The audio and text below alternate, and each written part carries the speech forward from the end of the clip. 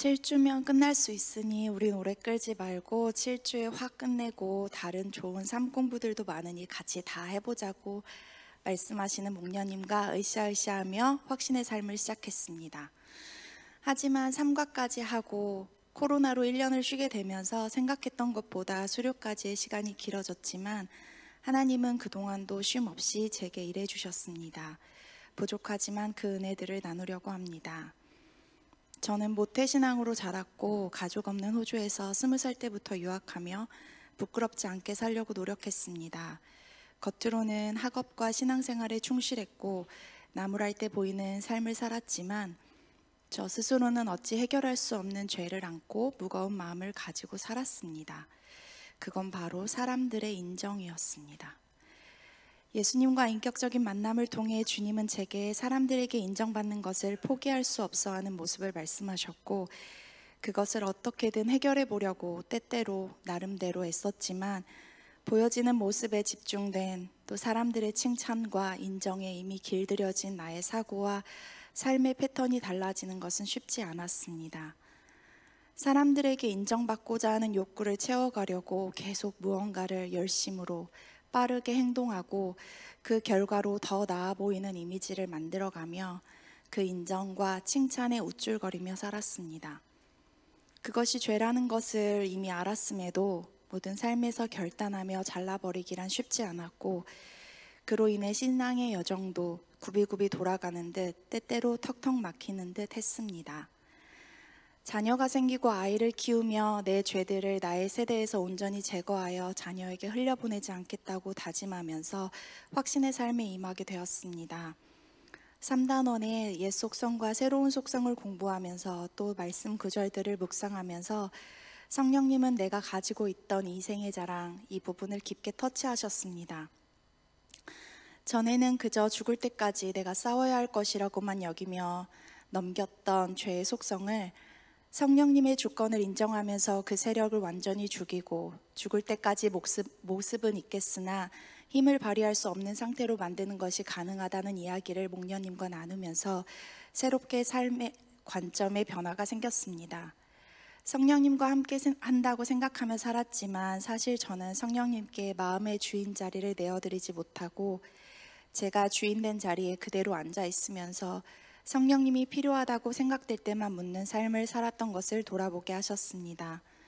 먹든지 마시든지 하나님의 영광을 위해서 하라고 하셨는데 난 먹든지 마시든지 내가 하고 싶은 대로 결정하고 내가 결정하기 두려운 인생의 큼지막한 일들만 성령님께 묻고 그마저도 끝까지 응답을 기다리지 못하고 내가 생각할 때 더 나아 보이는 것을 선택했습니다.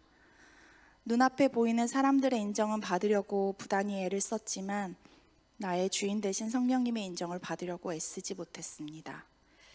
하지만 참으로 내가 마음을 열고 이 문제를 가지고 주 앞에서 눈물로 씨름할 때 주님은 진짜 나를 돌아보게 하셨습니다. 내가 왜 사람들의 이목에 집중하게 되었는지 오랫동안 풀리지 않던 그 견고한 죄의 뿌리를 생각나게 해주셨습니다. 저는 할머니, 할아버지, 엄마, 아빠 그리고 두 동생이 있던 언제나 시끌벅적한 7명 대가족에서 성장하며 내가 겪는 일들은 누구에게나 있을 법한 일이라 치부하며 어린 시절 속에 저 스스로를 돌아보지 못했는데 성령님은 갑자기 그때를 생각나게 해주셨습니다. 먼저 제가 우리 주누님만 했던 3살 어릴 때 이미 두 동생이 있었던 상황 그리고 어린 두 동생들 때문에 저는 할머니, 할아버지랑 같이 잤는데 어린 시절 그때 기억으로도 엄마, 아빠랑 자는 게 평생 소원이라고 생각했던 것들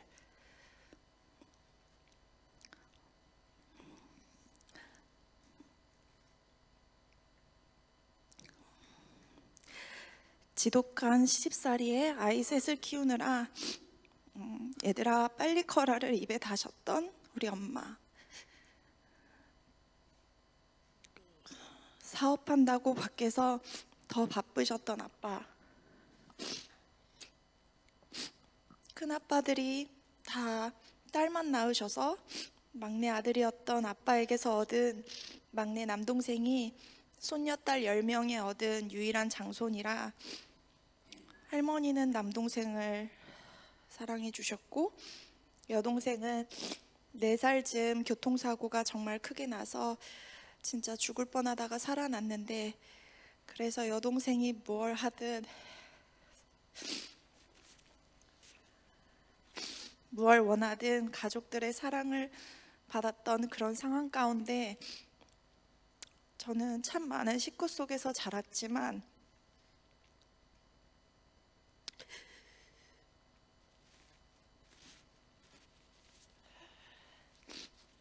손 안 가는 큰딸, 말 안 해도 스스로 알아서 잘하는 큰딸,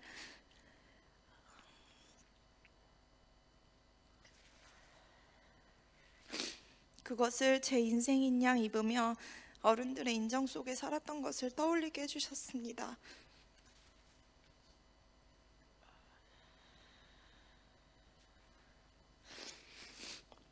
저는 정작 그 속에서 너무 아팠고 외로웠지만, 그렇게가 아니면 내가 사랑받을 수 없다고 여기며 살았던 것 같습니다.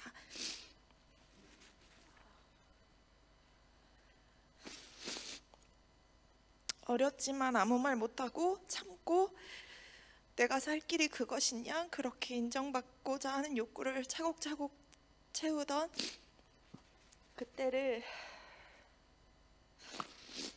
그런 상처가 내게 있다는 걸 성령님이 알게 하셨고, 한참을 그것에 집중해 올 수 있도록 시간을 주시고 나를 안아주셨습니다.